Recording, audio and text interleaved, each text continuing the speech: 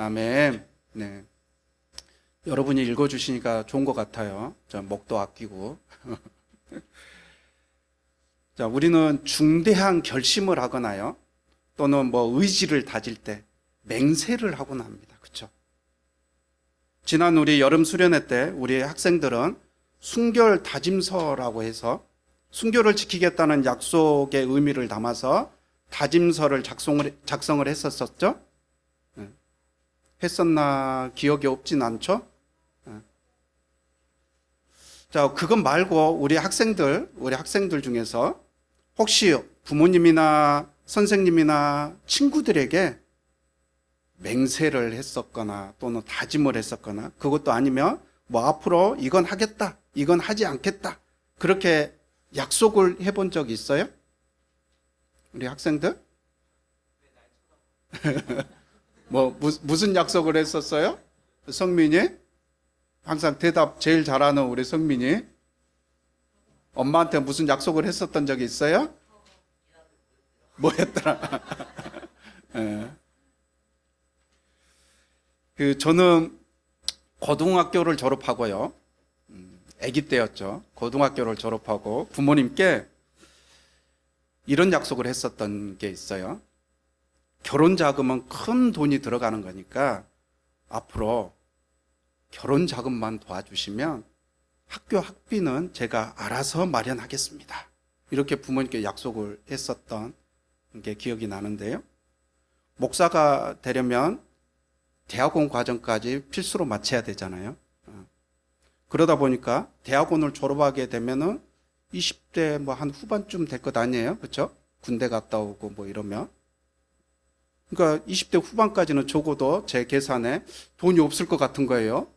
뭐 전임 사역을 할 수 있는 것도 아니고 학생이니까. 그래서 혹시나 돈이 없어서 결혼도 못 할까 봐 결혼은 하고 싶어 가지고, 그래서 그렇게 선수를 쳐서 부모님께 그런 약속을 했었던 기억이 납니다. 결혼할 때 뭐 결혼식 비용뿐만이 아니라 결혼할 때는 좀 돈이 많이 들어가잖아요. 신혼집도 마련을 해야 되고, 그렇죠?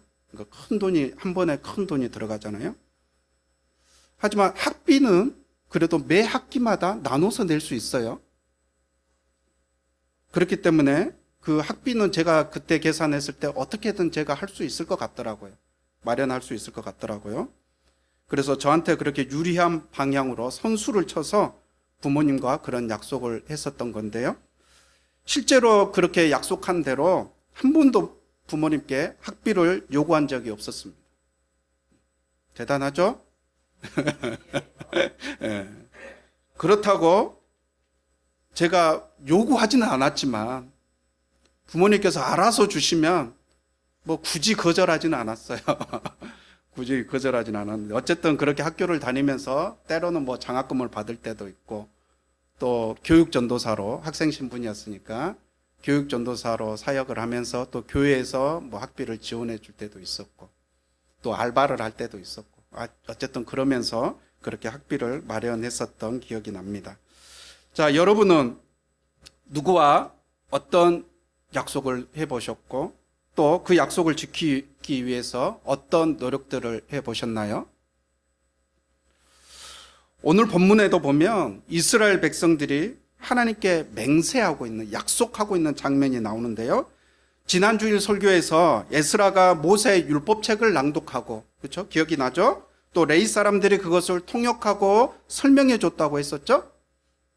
그 율법책을 보고 이스라엘 백성들이 느헤미야서 9장 1절에 보면요, 다 모여서 금식하면서 굵은 베옷을 입고 먼지를 뒤집어 썼다라고 했습니다.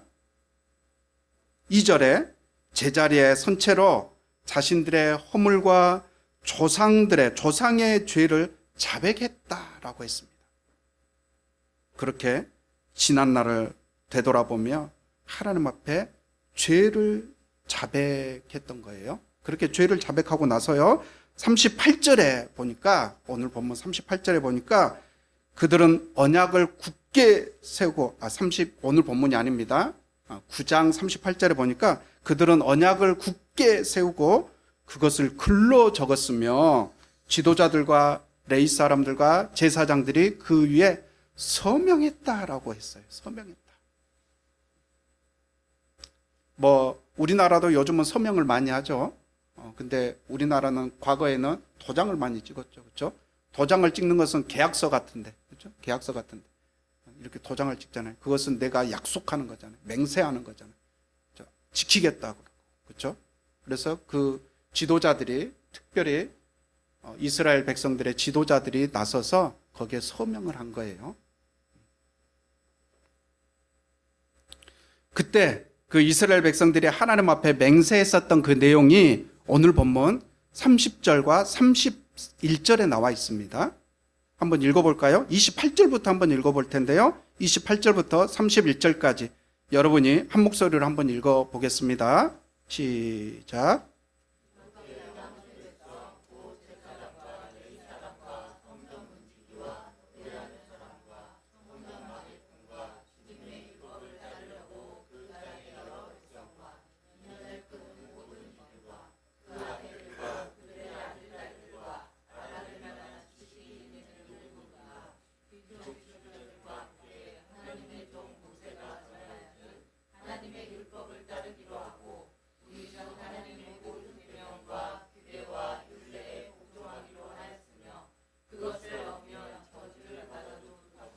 다음과 같이 맹세하였다. 30절.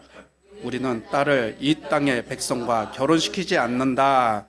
우리는 아들을 그들의 딸과 결혼시키지 않는다. 이 땅의 백성이 안식일에 물건이나 어떤 곡식을 내다가 팔더라도 안식일에나 성일에는 우리가 사지 않는다. 7회마다 땅을 쉬게 하고 6년이 지난 빚은 모두 없애준다. 자, 그 맹세의 내용, 지금 맹세의 내용이 30절과 31절에 나와 있죠. 이 맹세의 내용을 한마디로 정리를 하면, 요약을 해보면요, 세상의 방법을 따르지 않겠다라고 할 수 있을 것 같아요. 30절에 그들의 딸과 결혼시키지 않는다. 31절에서는 우리가 사지 않는다. 또 모두 없애준다. 이렇게 맹세를 하고 있죠. 그 특징을 보니까요, 맹세의 내용의 그 특징을 보니까 모두 무엇을 하겠다가 아니에요. 무엇을 하지 않겠다라고 말을 하고 있습니다. 그렇죠? 않겠다, 그렇죠? 않는다, 없애준다 이렇게 있잖아요. 그렇죠? 정략 결혼이라고 하죠. 정략 결혼. 많은 이스라엘 백성들이 포로로 끌려가고요. 그 비어있는 이스라엘 땅에 이방인들이 자리를 잡기 시작했어요. 이방인들이 그렇게 자리를 잡고 그곳에서 포로 생활의 바벨론 포로 그 기간이 70년이잖아요. 70년 동안 이방인들이 이제 그곳에 와서 자리를 잡기 시작을 했으니까 70년 정도 세월이 흘렀으면 이방인들도 이제 어느 정도 안정이 되고, 그렇죠? 그렇게 있었던 상태였어요. 상황이었어요. 그래서 귀환한 이스라엘 백성들은요, 그 땅에 이미 그렇게 자리 잡고 있는 그 이방 사람들을, 그 사람들은 그 이스라엘 사람들이 지금도 팔레스타인이 마찬가지이지만 그 자리 잡고 잘 살고 있는데 이스라엘 백성들이 귀환해가지고 돌아와가지고 여기 내 땅이다 그리고 쫓아내면은, 그쵸? 그래서 그 자리 잡고 있는 이방인들은 가만히 있겠어요? 그래서 그 이방 사람들의 그 공격을 피하고 또 식량과 재산을 구하고 지키고자 그 땅에 그렇게 이미 자리 잡고 있던 이방 사람들과 정략 결혼을 한 겁니다. 공격을 받지 않기 위해서. 또 식량과 그곳에 이미 안정돼 있어서 농사도 짓고 있고, 그러니까 식량도 많이 있을 것 아니에요. 그래서 식량도 구하고 또 뭐 필요한 그곳에 다시 정착하기 위해서 필요한 물건도 구하고 하려면은 그 이방 사람들의 도움이 필요하잖아요. 그렇죠? 그래서 그 사람들과 그렇게 화평하게 살기 위해서 어찌 보면 정략 결혼을 한 거예요. 또한 당시는 기계가 없었잖아요. 물건을 생산해내는 기계가 없었던 그런 시대이기 때문에 생필품을 생산하는데 제한적이었겠죠.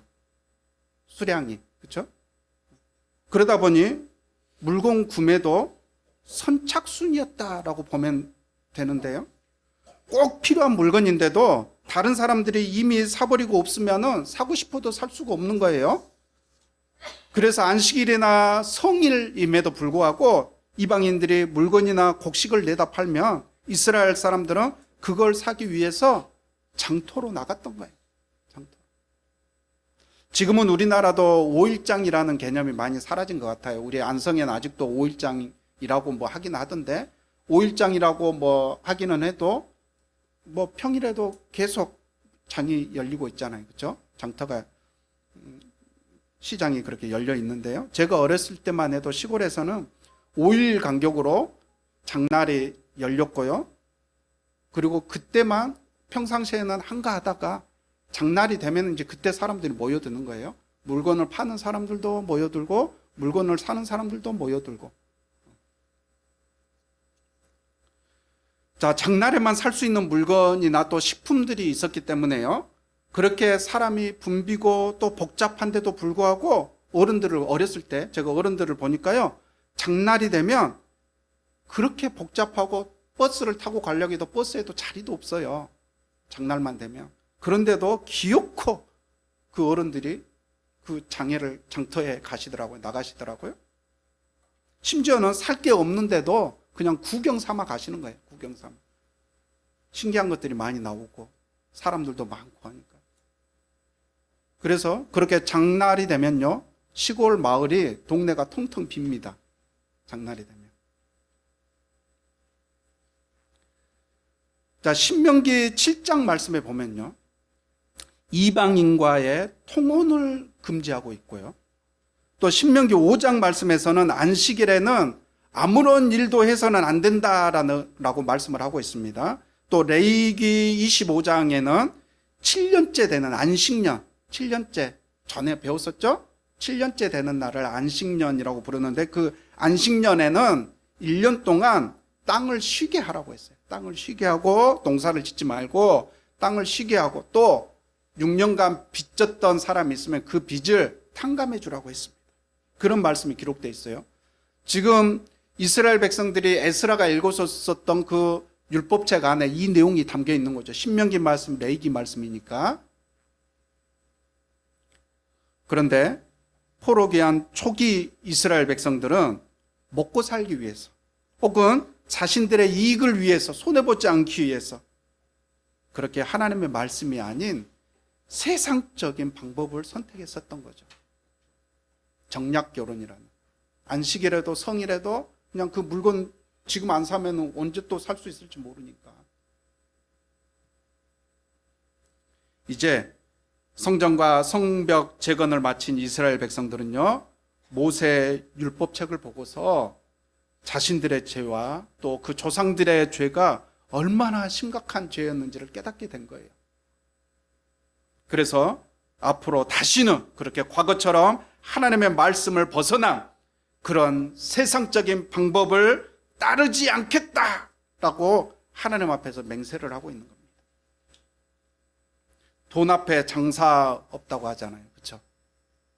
미국에서 저희가 공부할 때 거기에서는 돈이 나올 때가 없으니까 1불, 2불도 정말 귀한 때였어요.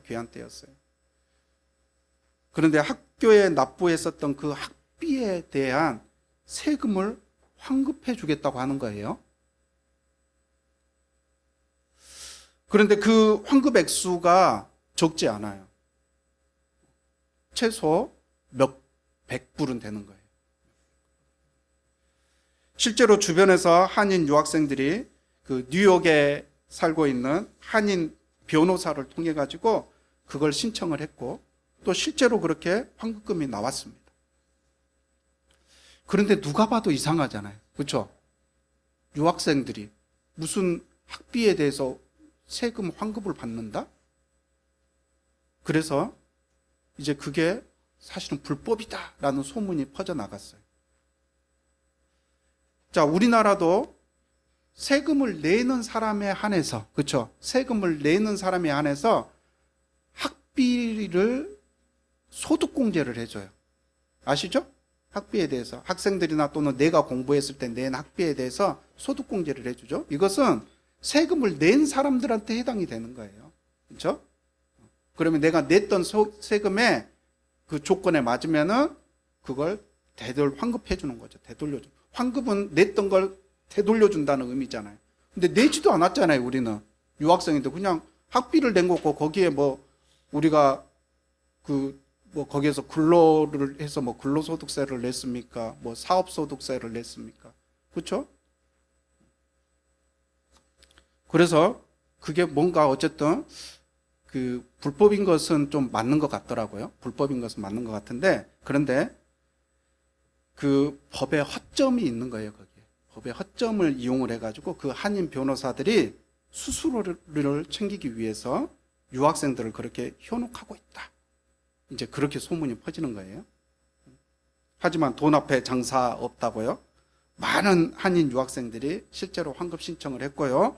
그렇게 눈앞에서 실제로 몇 백 불씩 그렇게 환급받는 것을 보니까요. 저도 솔직히 마음이 흔들리더라고요. 이걸 신청한다고 누가 다 하는데 누가 욕할 사람도 없겠지. 이렇게 하면서 마음이 흔들리는 거예요. 그때 제가 담당하고 있었던 교회 청년부 유학생들이 있었는데 우리 고은미 전도사님도 그때 그 유학생 중에 한 분이셨는데 어쨌든 그렇게 청년부를 담당을 하고 있었는데 제가 정직하거나 제가 잘나서가 아니라 그 유학생들 앞에서 이 목사라는 사람이 그 돈 몇백 불에 유혹이 돼가지고 거기에 넘어갔다. 그걸 신청을 했다. 그러면은 덕이 안 될 것 같더라고요. 그래서 어쨌든 그것을 끝내 신청을 안 하고 그렇게 참을 수 있었는데요. 여러분, 과거에 저는 그렇게 돈 앞에서 흔들렸습니다. 그렇게 돈 앞에서 흔들렸지만요. 이제는 어떤 것 앞에서도요. 돈이 됐든 또는 어떤 이익 앞에서도 또는 두려움 앞에서도 이제는 흔들리지 않고 나는 세상적인 방법을 따라가지 않겠다. 그렇게 하나님 앞에서 굳게 결심하고 맹세하는 이 시간이 되었으면 좋겠습니다. 이제 그렇게 맹세를 마치고 32절부터 36절에서는 규례도 정했다라고 하고 있습니다. 규례도 정했다. 아까는 맹세였고요. 이제는 규례도 정했다라고 했는데요. 우리 32절부터 36절까지 우리 한 목소리를 한번 읽어볼까요? 시작.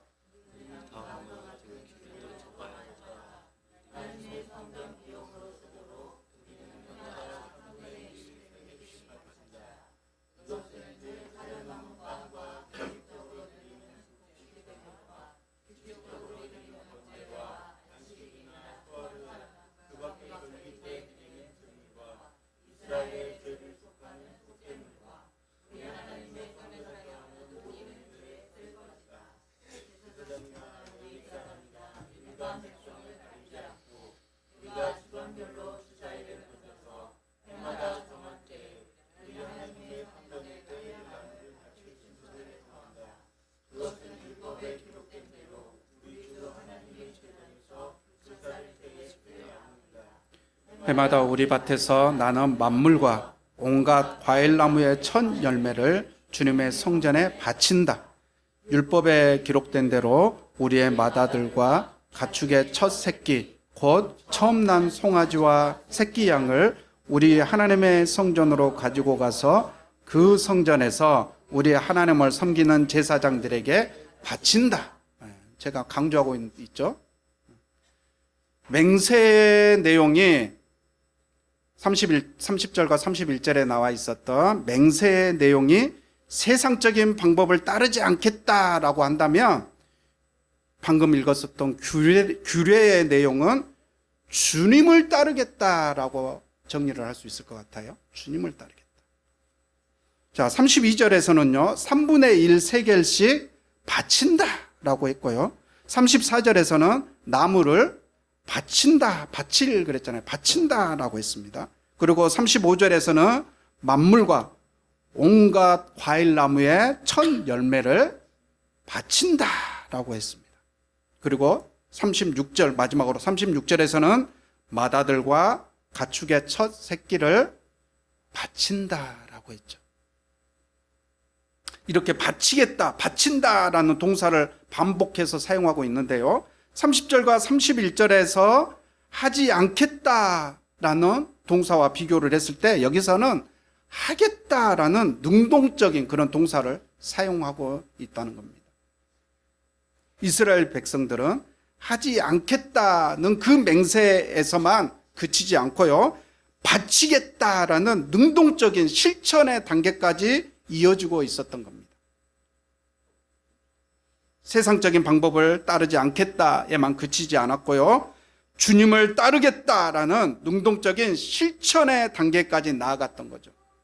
30절과 31절의 맹세가 돈 때문에, 이익 때문에 주님의 말씀을 떠나지 않겠다라는 맹세라고 한다면 32절과 36절에 32절부터 36절의 규례는 돈을 포함한 우리 생명과 삶의 전부를 주님께 바치겠다라는 실천 사항이라고 볼 수 있을 겁니다.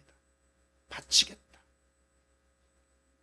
물론 실제 우리가 가진 모든 돈과 우리의 생명을 하나님 앞에 다 바칠 수는 없잖아요.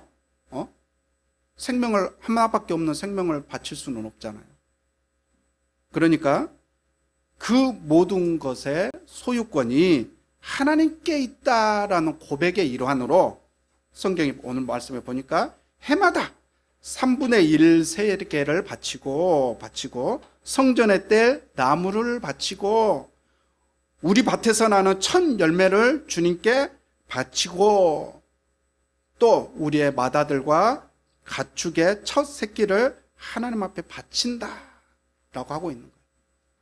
그 모든 것에 나의 생명을, 나의 삶의 이 모든 것이 하나님의 것이다. 그 모든 것의 소유권이 하나님께 있다라는 그 고백의 일환으로 이렇게 하나님 앞에 바치겠다라는 겁니다.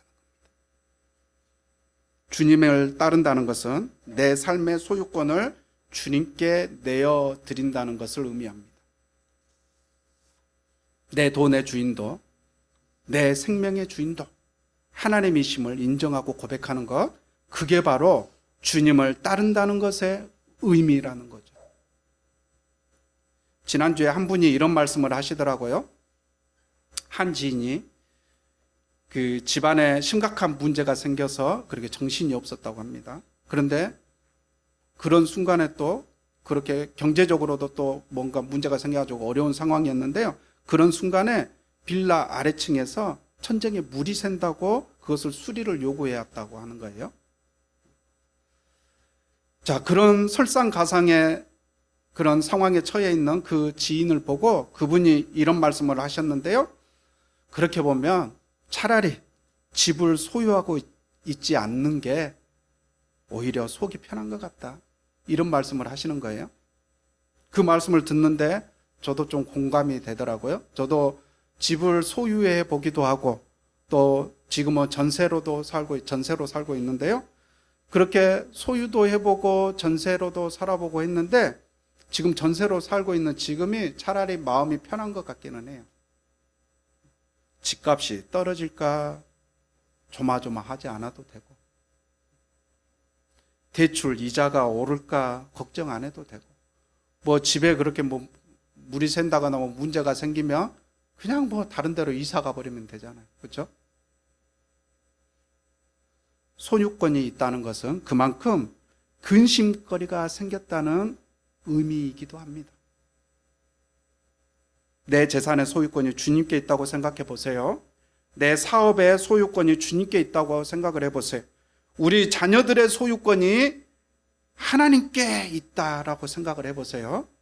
내 생명의 소유권이 하나님께 있다라고 생각을 해보세요. 무엇이 두렵고 무엇이 걱정이겠어요?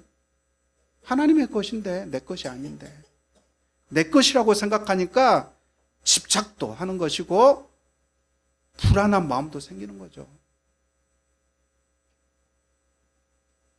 내 인생의 소유권이 하나님께 있음을 인정하시는 여러분이 되시길 바랍니다. 또한 내 자녀에 대한 소유권이 하나님께 있음을 인정하는 그런 저와 여러분이 되시길 바랍니다.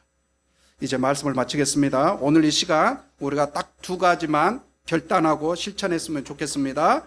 우리는 세상적인 방법을 따르지 않겠다. 그리고 우리는 주님을 따르겠다. 한번 따라해 볼까요? 우리는 세상적인 방법을 따르지 않겠다. 우리는 주님을 따르겠다. 아멘. 예, 우리